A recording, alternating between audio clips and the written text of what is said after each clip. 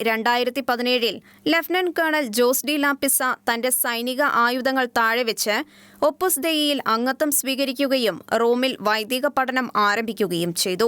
2024 May 27 ഒപ്പുസ് ദെയി സന്യാസ സഭയിൽ തിരുപ്പട്ടം സ്വീകരിച്ച 29 വൈദികാർത്ഥികളിൽ ഒരാളാണ് ജോസ് ഡി ലാപ്പിസ.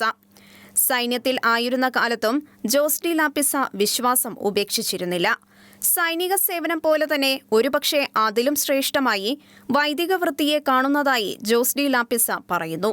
അന്ന് തന്റെ സേവനം ഒരു പ്രത്യേക വിഭാഗത്തിന് മാത്രമായി ചുരുങ്ങിയിരുന്നു.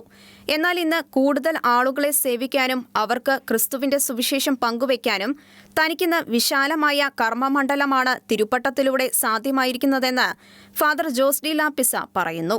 ഒരു പുരോഹിതന്റെ ഏറ്റവും വലിയ ഉത്തരവാദിത്തം എല്ലാ ആത്മാക്കളെയും ക്രിസ്തുവിലേക്ക് അടുപ്പിക്കുകയാണെന്നും ഫാദർ ജോസ് ഡി ലാപ്പിസ പ്രതീക്ഷിക്കുന്നു.